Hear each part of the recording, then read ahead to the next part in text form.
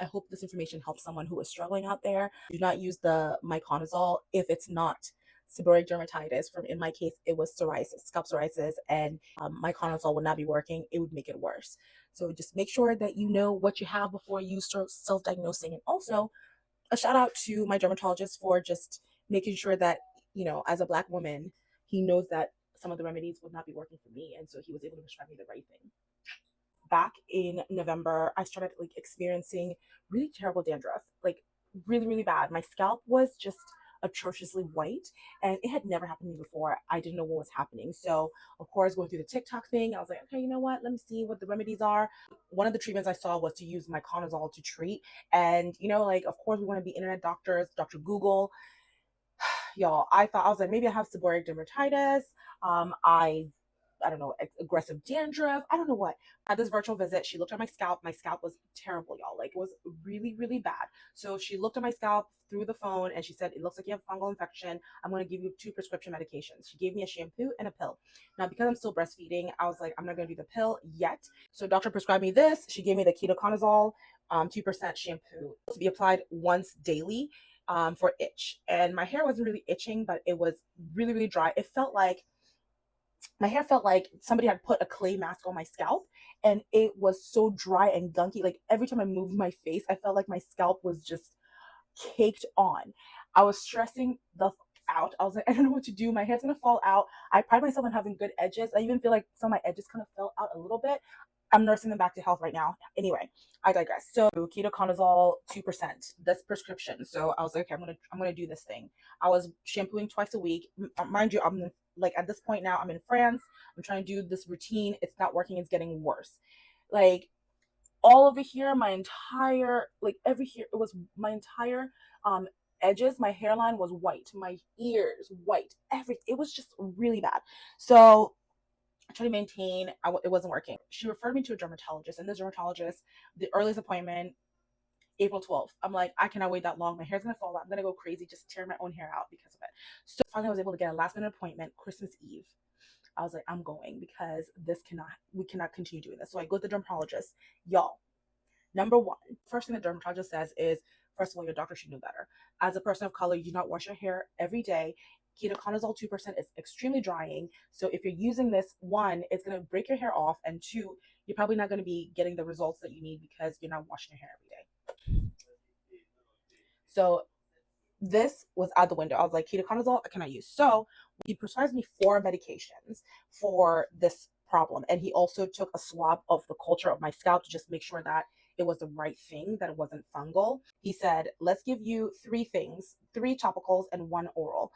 First thing he prescribed was Zorive, which is a foam, topical foam, and it's also for psoriasis as well. So the Zorive, I applied it in the morning. It's a foam. You just put it through your hair and just massage it in, and you're good to go. The second prescription was the cyclopyrox olamine topical suspension, USP, and it's a lotion. It's a little thick. It's kind of chalky. It kind of reminds me of like a milk of magnesia. So that one also you just apply to your scalp once a day. You keep it moving.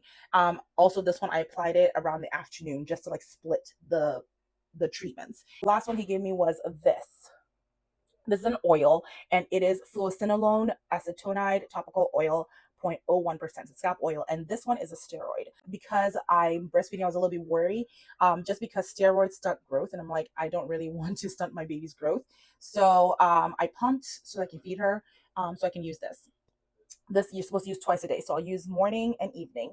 I started using it December 24th. A week later, scalp issues gone, like gone. Between all 3 of them, the oral medication I didn't take. The pharmacy had run out, and I just forgot. So, but my dermatologist said I don't have to get any. I don't have to use it. So let me show you what was happening. I ended up going to get cornrows so I can wear my U-part wig, and also so I can be able to get to my scalp. This is the result after I started using it December 24th. If you are fortunate enough to have insurance or can afford a dermatologist, please go instead of applying vaginal fungal medication on your scalp, because you might be misdiagnosing and it might be getting worse. This is my scalp now, and it looks so much better. In 2025, my whole mantra is we're pivoting. We are focusing on the health of our scalp, health of our skin, health, everything. I'm about to actually apply this now, the fluocinolone.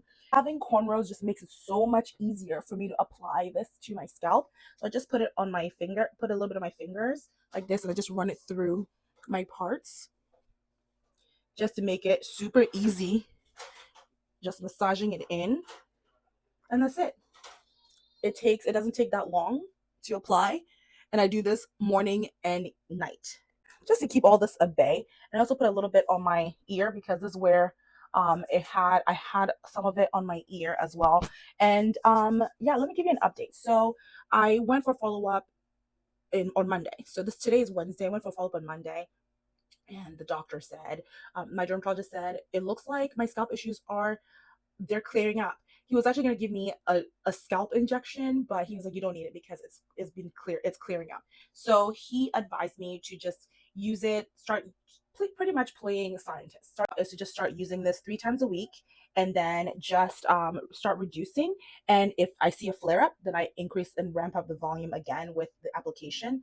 But y'all, like, please, please, please, I love consulting Dr. Google, TikTok, YouTube, Instagram for all the things. But if you cannot, for something like this, please go see your dermatologist, because you don't want your scalp, like your hair, my scalp, your hair is your crown. I mean, for me at least. And I just want to make sure that I'm treating it well.